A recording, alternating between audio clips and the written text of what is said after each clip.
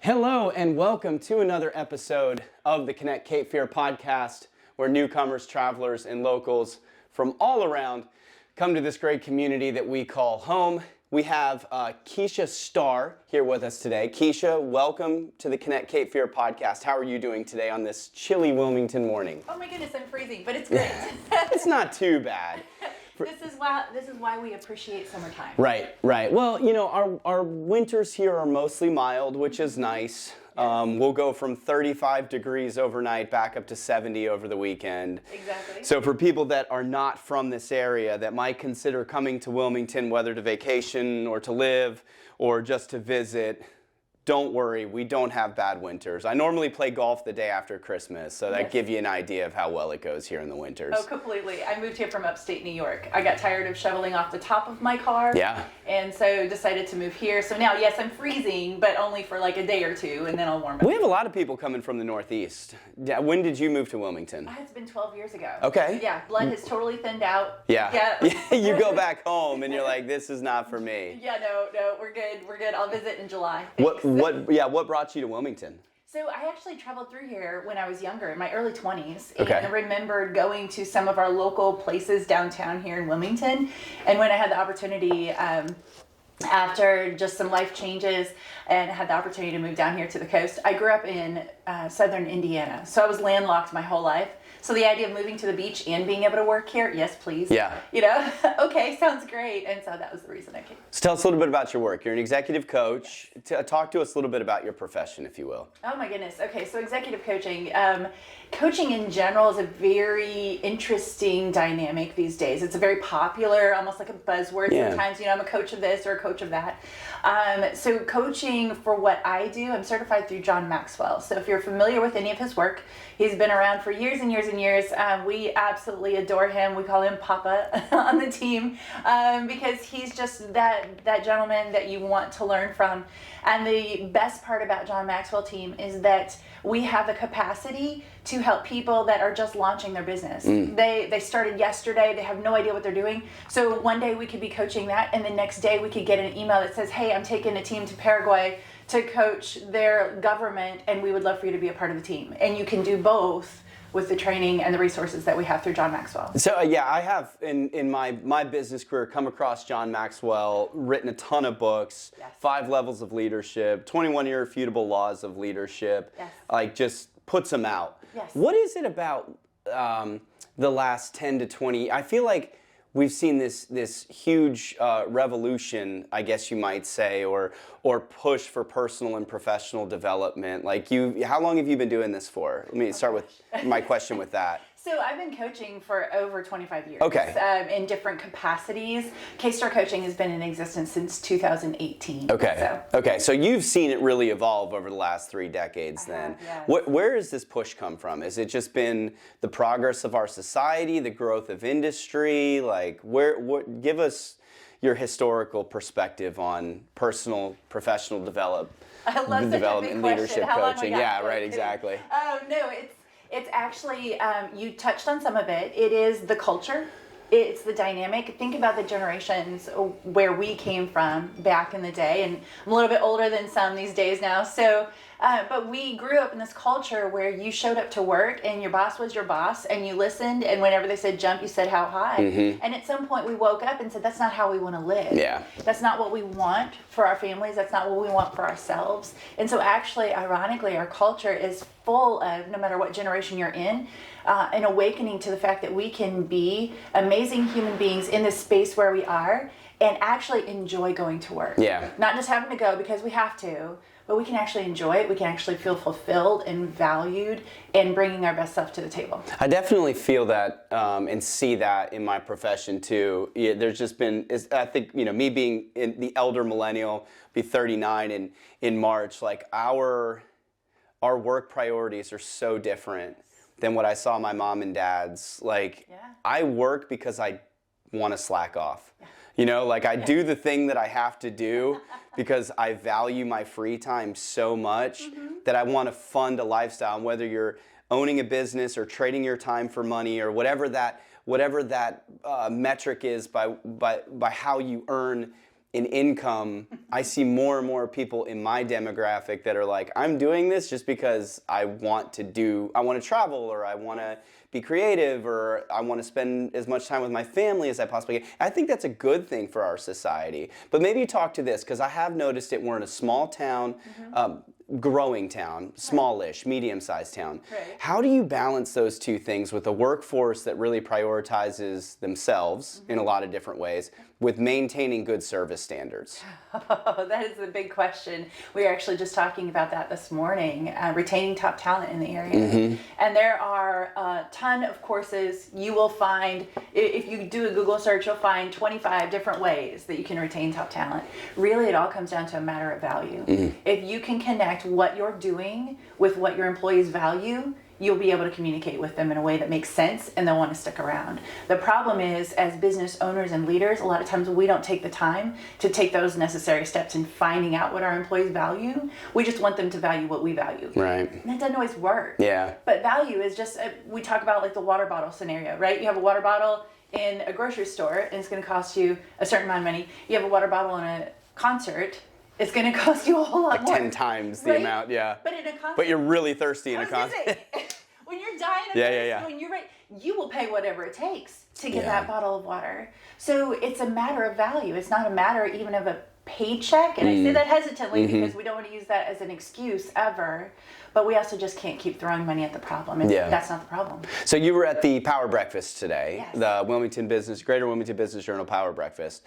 And this show, we're very community driven. Like, we want to know what's going on in and around Wilmington and the Cape Fear region. Did you learn anything about the future of Wilmington and some of the things that are going on here that maybe people who would be watching this that aren't familiar with the region or don't maybe pay attention to all the local comings and goings that you can share?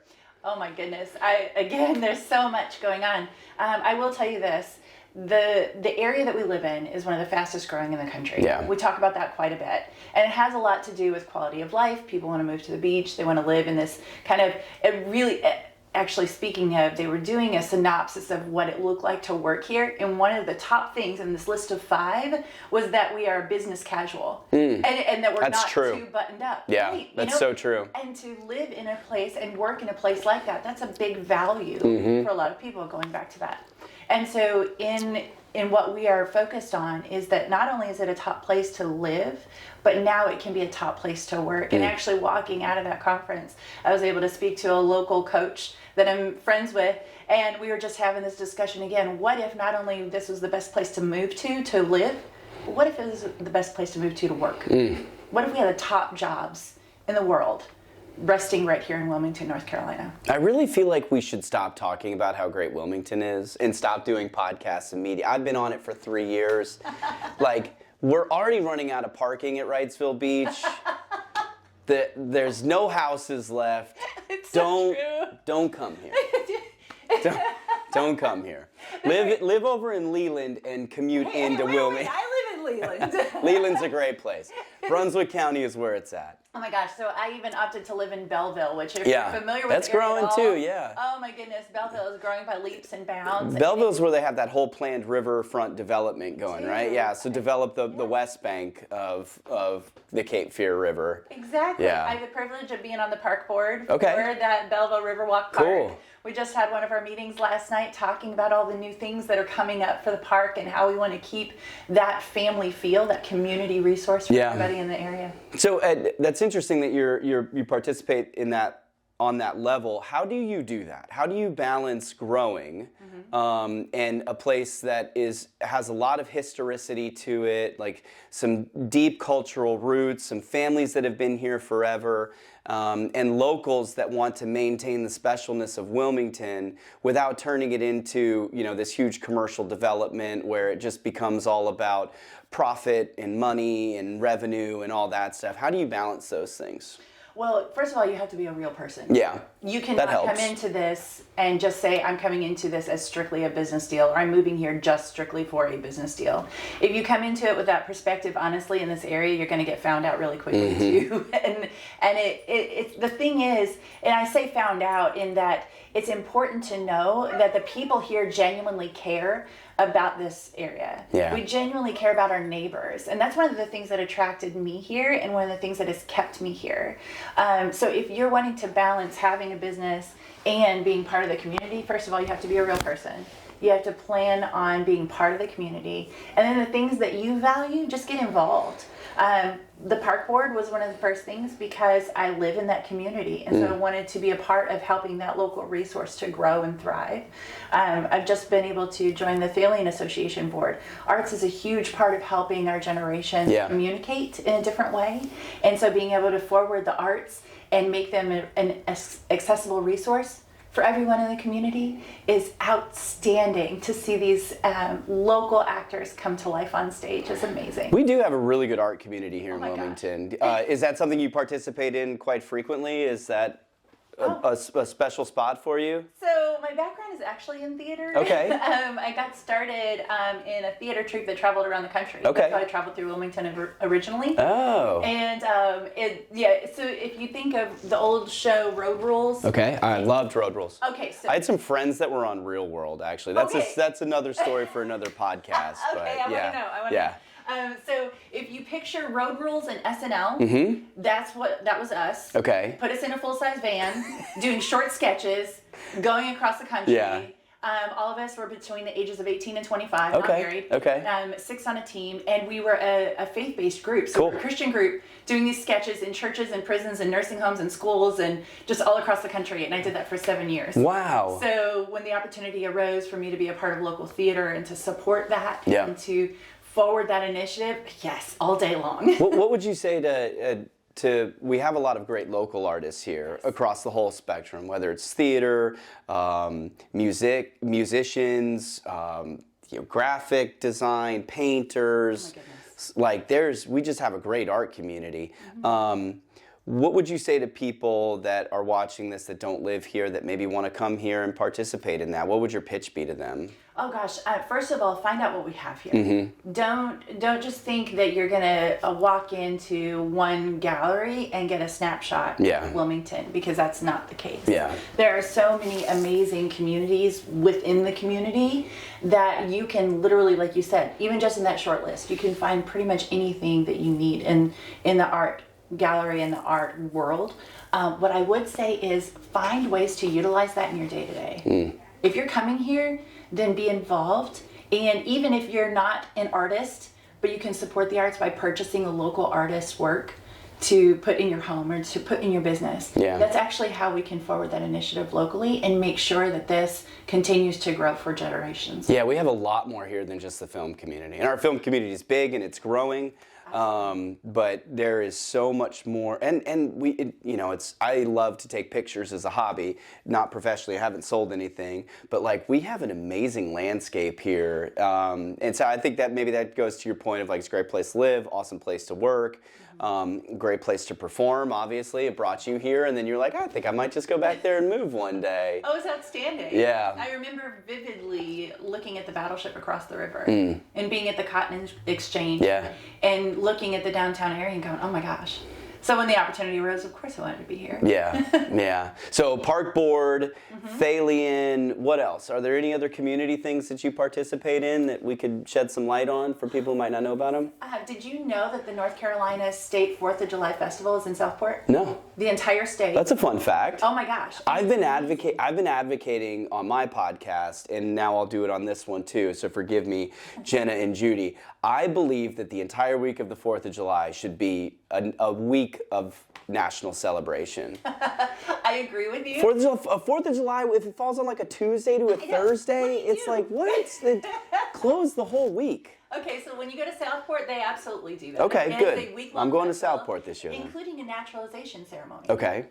They literally That's cool. Spread the whole, and so it's amazing to see. So that's a fun committee that I get to be a part of and support. Everything from parades to festivals to you name it. They have a wrestling match down there. Yeah. Firemen. Do they really? Oh yeah. They do I'm here for it. Oh my gosh. I'm here for it. There's so much going on. So that Oak Island Senior Center.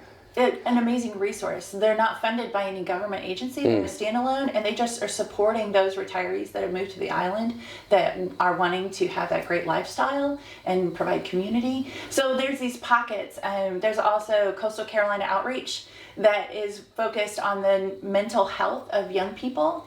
And so they have everything from like an archery program to art programs just to create community for them. So it's really, I think you're hearing a theme here. Yeah. Anywhere that I can support a community of people that's looking to come together. Genesis Block. Okay. Yep. Partnering with them. Yeah. Trace and Gerard, great downtown. people. Oh my gosh. Channel, powered by Live Oak Bank, a great resource for businesses and entrepreneurs in the area.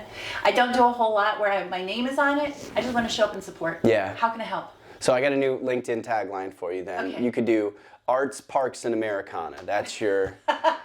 I love that. That's your community service. I love it. I'm just You're a walking genius. soundbite. I'm not. No. I'm just a walking soundbite. I just know how to organize information in a way where it's like easily consumable and digestible. I love it. I will make sure to send that to my marketing team. We can have that on LinkedIn by tomorrow.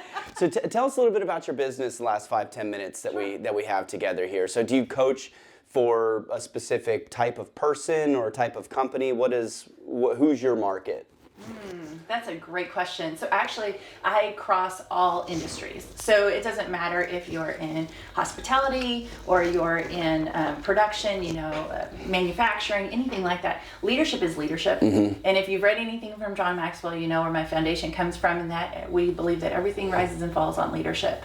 And so that means that if you're leading yourself or you're leading a team or you're leading an organization, you all need to have those skills. And so that also means that we can reduce turnover.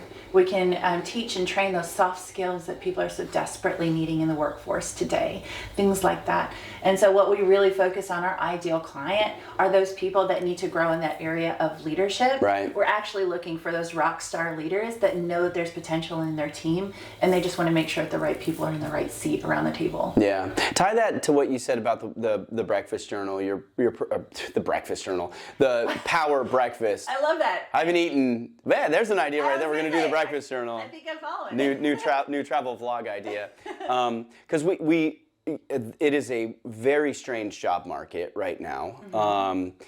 It's a very competitive job market. The talent pool is kind of shrinking, and people are moving jobs more frequently than they have in the last decade and a half. Here in Wilmington in particular, I can sense when you walk into a place that they're definitely strained for talent and for people. I do think all of that is always a function of leadership. What would you say to the local business leaders here, small business owners, corporate, doesn't matter, in Wilmington that are watching this? How can they better prepare themselves? I'm a Marine Corps veteran, if I didn't tell you that already. I agree 100%. Leadership starts with self. Yes. If you are not leading yourself, you cannot lead others, and you cannot get the outcomes that you desire in your life, in your community, in your business. It doesn't add up to me. It just doesn't. What would you 5-minute leadership lesson for people watching this on how they can prepare themselves better in order to retain that talent or attract that talent and bring the resources to the community that we need for how we're growing? So we just wrapped up. We actually have small groups that meet around the area. We call them growth accelerators, and they're for local businesses, business owners and leaders that are wanting to do what you were just talking about. We grow together. And the thing that we just wrapped up for the last part of the year is our value growth process. And it's really, I use acronyms because I don't remember things well all the time. Nobody does. There's an acronym for everything. Exactly. Yeah. So the acronym is vision, awareness, learning, understanding, and meeting expectations. You spell out value. And the thing that is amazing is that so many leaders forget to start with vision. They say that they have a plan, they have a process, they have a procedure that they learned from somebody else. And it sounds great on paper, but they haven't translated it to their people to be able to take ownership of that. And Stephen Covey always talks about how accountability breeds responsibility. So if you don't have a vision to then hold people accountable to and say, hey, this is how we're going to do it, this is the expectation, then there's no opportunity for them to take that and be responsible for it and to own it. And so instead of having this vision and mission that we can attach ourselves and align ourselves with, instead it's very transactional. I'll work for you, you give me X amount of dollars. And I'll work for you long enough until somebody else offers me more X amount of dollars. Okay. Free coaching question for me. I'm going to try to get some value out of you. Yes, please. For people who are great visionaries, but they can't always do the execution part of it, is that the ALUE that of the acronym that gets down to the execution arm of it, to where you can paint a grand vision for people? How does it get down to actually impacting again, the individuals, the owner, the community, the customers, whatever that might be? What's that cycle look like? So that is the rest of the acronym, yes. But actually what I would say to you as a coach, if you were my client sitting down and asking that question, I would say, welcome to leadership. Congratulations, you've learned that you can't do everything by yourself. Right. And that's really what it comes down to. When we sit down and we say, oh, I'm going to be able to do everything because X, Y, and Z. No. Yeah. No, that is not how we're wired. That's not how we were designed. We were designed to need the other person across the table. So I had the opportunity recently to hire an assistant, and it was a great process. I highly recommend it. Walked through it, got the whole detail of how she is, who she is, how she operates. Sat down and said, great, now you're my assistant, now I work for you. This is what I need you to do. What do you need from me to make this happen? How many times as leaders do we turn that around and we say, okay, you work for me, you have to do da-da-da-da-da, and we lay it all out. Sure. And we expect them again to feel the way we feel about it. Yeah. And that's not the case. Yeah. So how can we bring other people on our team to execute what it is that we're seeing and make sure that we're hitting every area instead of just expecting to be able to do it on our own? If somebody watches this, they're going to have an immediate 10% increase in productivity. Yes, that's the goal. Guarantee it. Keesha, if somebody wants to get in touch with you, they want to retain you for services, or they want to talk about parks, arts, or Americana, what's the best way to get in touch with you? So either through my website, there's a connect opportunity there, and that is keestarcoaching.com, or you can just email me directly, and it's Keesha, Keesha, at keestarcoaching.com. K-Star, and it's 2 R's at the end of star. Is. Like Ken Starr, but Keesha Starr, and you still have the same exact acronym. Keestarcoaching.com, that was the website. Correct. For those of you that are too young to remember Ken Starr, go Google it. You'll get deep in the history of 1990 federal politics. Great experience. Yeah. No relation there, right? No It'd be wild if you did. No, I married my husband for his last name. That's not the only reason, but I love him. What was your maiden name? My maiden name is Lutz. Very German. Like the pretzel brand. I know that's Utz. Yeah. Yes, exactly. So not nearly as cool. Yeah. I've known some people that have had some wild maiden names, and they leveled up when they took their spouse's last names. Just make this easier on everybody. I leveled up when I married him, and then the name was just a bonus. He probably leveled up. Every good man would say that we leveled up when we took our spouse. Keesha, thank you so much for joining us. Anything else that you want to add that you would want somebody to know about you, the community, before we end this episode here today? One last tidbit from a coach and a business owner. Don't wait to ask for help. So many of us think that, like I was just saying, that we can do it on our own. We feel like the things that we've been able to do to this point should get us to where we want to go. And that's just not the case. Yeah. If that were true, then every Olympic athlete ever would never need an Olympic coach. And that's not true either. So wherever you are in your journey, you need a coach, because everyone needs one. You need a mentor. You need that other person that's going to come alongside and help you get to where you can't get on your own. That's great advice. Great life advice. Thank you so much for joining us. Of course. Thank you. That's going to do it for this episode of the Connect Cape Fear podcast. Until next time, go enjoy this beautiful region that we call home. And don't forget to like and subscribe to this podcast. All sorts of great people join us each and every week. And we are looking forward to talking to you next time. Have a good one.